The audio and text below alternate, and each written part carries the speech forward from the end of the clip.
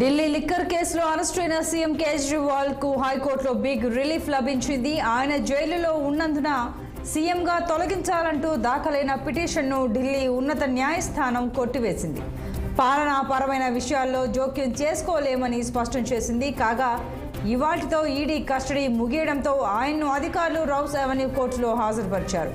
కేజ్రీవాల్ను మరో 7 రోజుల పాటు ఈడీ కస్టడీ కోరగా ఇరు వర్గాల వాదనలు విన్న న్యాయస్థానం తీర్పును రిజర్వ్ చేసింది.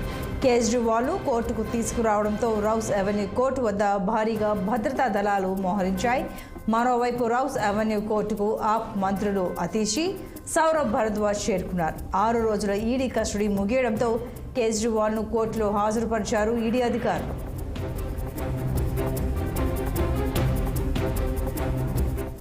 ఇదే అంశంపై మరింత సమాచారం మా ప్రతినిధి అశోక్ రెడ్డి ఫోన్ లైన్లో అందిస్తారు. అశోక్, చెప్పండి, ఢిల్లీ సీఎంను ఈడీ అధికారులు కోర్టులో ప్రవేశపెట్టారా? పూర్తి డీటెయిల్స్ ఏంటి? సో ఈడీ కస్టడీ ముగియడంతో ఢిల్లీ ముఖ్యమంత్రి అరవింద్ కేజ్రీవాల్ ని లిక్కర్ కేసులో ఈ రోజు మరోసారి ఈడీ అధికారులు కోర్టులో హాజరుపరిచారు.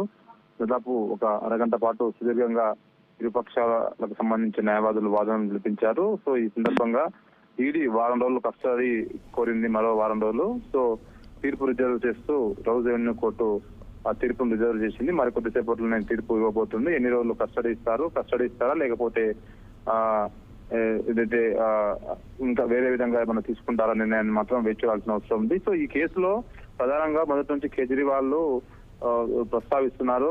ఇది కావాలని రాజకీయ కోణంలో నన్ను అరెస్ట్ చేశారంటూ ఆయన ప్రస్తావిస్తూ వస్తున్నారు. ఈ రోజు ఏదైతే సుప్రీంకోర్టు రౌస్ అవెన్యూ కోర్టు ఆయనకు దాదాపు ఒక 5 నిమిషాల పాటు మాట్లాడటానికి ఆయనకు సమయం ఇచ్చింది. ఆయన స్వయంగా వాదనలు వినిపించారు. ఈ సందర్భంగా ఆయన కొందరు పేర్లు ప్రస్తావించారు. ఏదైతే నన్ను ఇరికించడమే ఈడీ లక్ష్యంగా పెట్టుకుంది. సో సిబిఐ 31 పేజీలు, ఈడీ 25 పేజీలతో ఛార్జ్ షీట్ దాఖలు చేశారు. ఎక్కడా నా పేరు లేదు.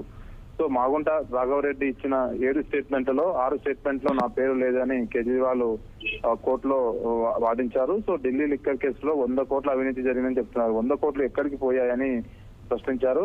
సో శరత్ చంద్రారెడ్డి అరెస్ట్ అయిన తర్వాత 50 కోట్ల రూపాయలు బీజేపీకి డొనేషన్ చేయడం. సో ఈడీకి ఈ 2 లక్ష్యాలే ఉన్నాయి. సో దాని ద్వారా శరత్ చంద్రారెడ్డి అప్రూవర్ గా మారి ఆయనను బలవంతం చేసి నా పేరును అందులో చెప్పించేందుకు ప్రయత్నం చేశారు. అందులో భాగంగానే ఆయన 50 కోట్ల రూపాయలు ఇవ్వడం ఫండ్, దాని తర్వాత ఆయనకు బెయిల్ రావడం, ఇప్పుడు ఆయన బెయిల్ ఉండడం జరిగింది. సో ఇవన్నీ చూస్తుంటే నన్ను ఇరికించాలనే లక్ష్యంతో ఈడీ పని పెట్టుకుంది. అందులో భాగంగానే గత 2 సంవత్సరాలుగా అనేక ప్రయత్నాలు చేసింది. సో అందులో భాగంగానే ఈ రోజు నన్ను అరెస్ట్ చేశారంటూ ఆయన ఏదైతే కోర్టులో ప్రస్తావించారు. సో నాపై ఎటువంటి కేసు లేదు, ఈడీ నన్ను రోజులో ఈ కస్టడీలో ఎంచుకోవడం అన్యాయం అంటూ ఆయన ప్రధానంగా ప్రస్తావించారు. సో ఏమైనప్పటికీ ఇందులో క్విట్ ప్రోగా జరిగిందంటారు, క్విట్ ప్రోగా కూడా జరగలేదని ఆయన ప్రస్తావించారు. సో ఓవరాల్ అయితే సో ఇది గోవాలో ఎన్నికల్లో కత్తి పెట్టారని చెప్తుంది. గోవాలో ఎక్కడ కత్తి పెట్టారో చూపించాలంటూ ఈడీని ప్రశ్నించారు. సో మొత్తానికి అయితే ఇరుపక్షాల వాదులు విన్న కోర్టు